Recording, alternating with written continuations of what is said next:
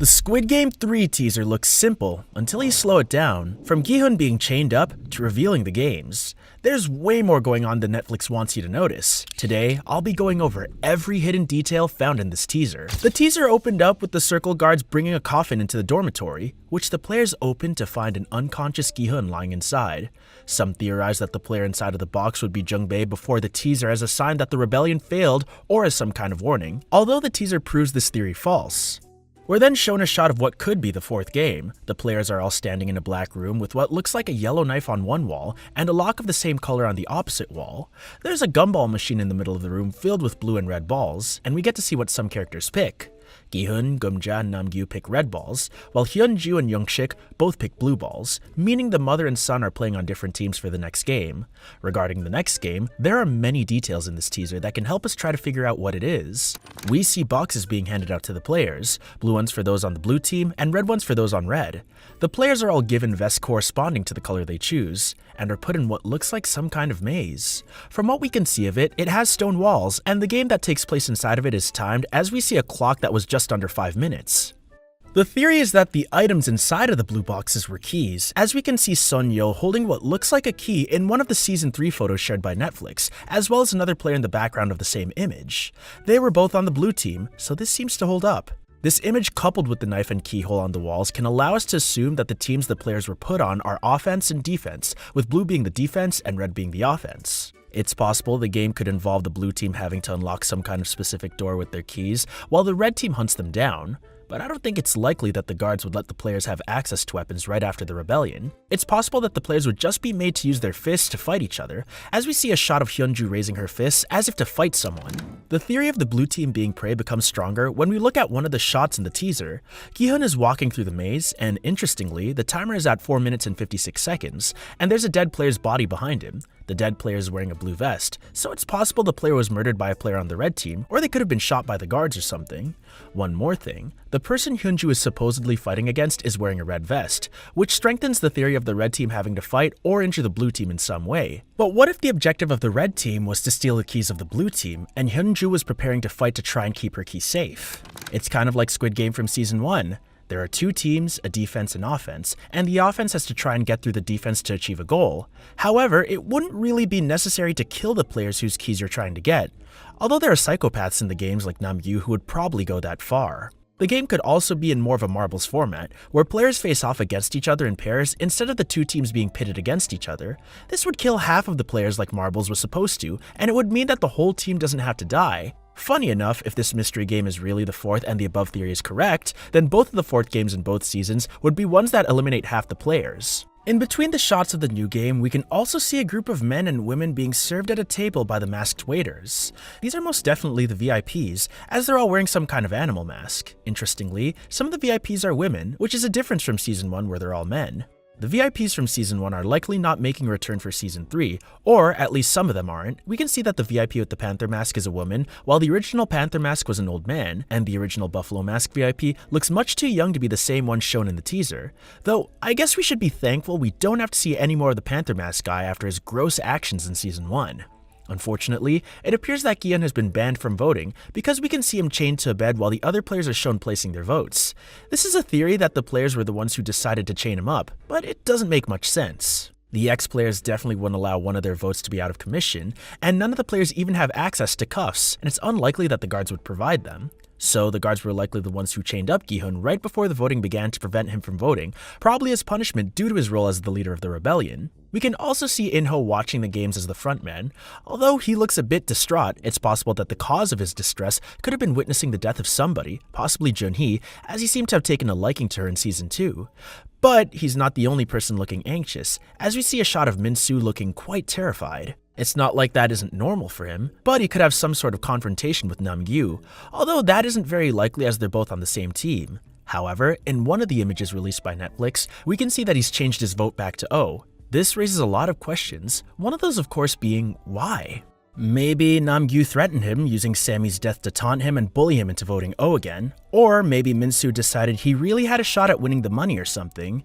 And speaking of Nam-gyu, we got to see an image of him splattered with blood and sitting on a bunk, seemingly looking at something or someone. This was probably taken before the vote after the rebellion. Earlier, we got to see an image of Gi-hun chained to a bunk, which we now know has to be before the vote as he's chained during the voting. It had the same lighting as the photo of Namgyu, so it's possible the two images took place at the same time frame. After the shot of the fourth game, we can see guard 011, Noel, climbing through the vents. The next frame is of a player's neck getting scanned by the machine the guards used. Many have theorized that the father who participated in the rebellion, player 246, was actually shot in a non-fatal area by guard 011 and is still alive. The player getting scanned could be 246, and Noel could be checking to make sure he was still alive. As we all see her crawling through the vents like Se-byuk did in Season 1, it's very likely Noel was doing something against the rules if she felt the need to be sneaking around in the vents. It's not clear what rules she's violating, but it's probably related to player 246 or maybe the masked officer. There's a theory that Noel will help 246 dress up as a guard and escape somehow, and some even say she'll go as far as to help all of the players in a second rebellion. The latter is much more unlikely than the former, but Noel getting 246 out of the games is very plausible, especially with the information we just got in the teaser. Good news! After a full season lost at sea, Jin-ho appears to have finally found the island. As we see him equipped with an oxygen tank staring up at what's probably the island, we can also see the back of the guard's head looking up at the foliage, and another guard walking by a vent of some kind with their gun out, looking like they're patrolling the area. Maybe Jin-ho managed to somehow sneak into the facility again, and the guards are on the lookout for him and his crew. We get another shot of Jin-ho, this time with a gun of his own, running into a marble room looking ready to shoot. This is definitely a room inside of the facility, probably the front man's quarters or the area where the VIPs reside. The strange thing is, we don't see any of the mercenaries that were assisting him. There's a chance they could have died, or Captain Park set some kind of trap for them that left them searching on a remote island while Jin-ho sailed on ahead. Well, wherever they are, they're probably not on the facility's island. We get a couple more quick shots, Myung-gi looking devastated, Sunyo making something that looks like an arrow on the maze wall with what looks like someone's blood, Gum-ja crying over something, Gi-hun looking surprised, and Jun-hee crying over something, which seems to be a common thing in this teaser.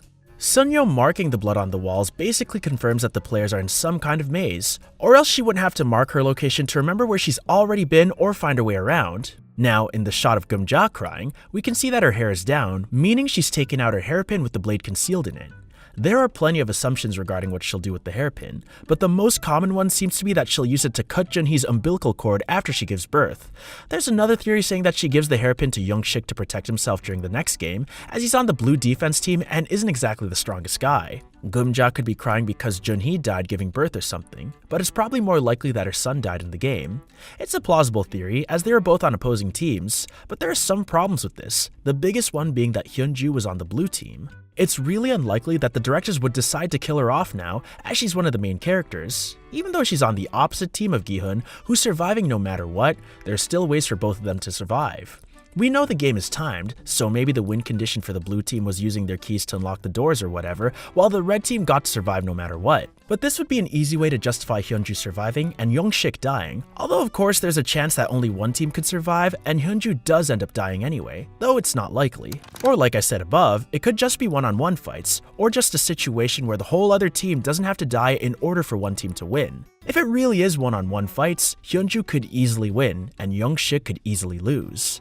Although it's unlikely an old woman like Gum-ja would be able to beat any of the players in a one-on-one except maybe Jun-hee, she could have used her hidden blade to give herself an advantage and kill whoever her opponent would be. Now, back to Myung-gi. We see him absolutely looking crushed and with bloodstains on his face. This isn't the only shot of him looking this way, as there's another one in the photos that Netflix released. He could have been forced to kill someone, or he could have witnessed someone dying. The possibilities are endless. But what if the one he witnessed dying was Jun-hee? Jun-hee is most likely going to be giving birth in Season 3, as we can hear the sound of a baby crying at the end of the teaser. So there's a chance she could have died in the process and Myung-gi witnessed it. Like I mentioned above, it could be one of the reasons Gum-ja was crying and would absolutely destroy Myung-gi, which explains why he was looking so devastated in the shot. Going back to the theory that he was forced to kill someone, if the fourth game really was one-on-one fights, then he could be looking so upset due to knowing he ended someone's life. It would also explain the blood on his face, although the blood could just be an aftermath of the special game. The thing is, he already killed Thanos and wasn't shown to be as broken up about it as he looked in the teaser. But you could also make the argument that he didn't feel remorse as he killed Thanos in self-defense. Now, Jun-hee definitely has multiple reasons to be crying, but it's almost certainly related to her pregnancy. But before we talk about that, if you look closely, Jun-hee isn't wearing a vest in the shot. That means it takes place either before or after the game is played. But if the game was really one-on-one fights, Junhee wouldn't stand a chance. She's pregnant, and if she was up against a relatively fit male, there'd be no chance of her winning. Here's another theory. Instead of Geum-ja keeping her pin to herself or giving it to her son, she gave it to Junhee to protect herself with. That could be why Geum-ja looks so devastated. She's feeling horrible for not giving her son something to defend himself with, thinking that she's the one who caused his death. Or she could have somehow survived some other way and is crying due to her pregnancy. If it really was a team game or a situation where the red team had to ambush the blue team, she could have been somehow badly injured during the game and had a miscarriage. Or she could have started going into labor. Whatever the reason is, it's sure to be one that'll make us all distraught. The wait for Season 3 is sure to be difficult, but the debates and theories about all of the things we see in these teasers and trailers definitely make it worth the wait. If you enjoyed this video, click the video on the screen to see how every player will die.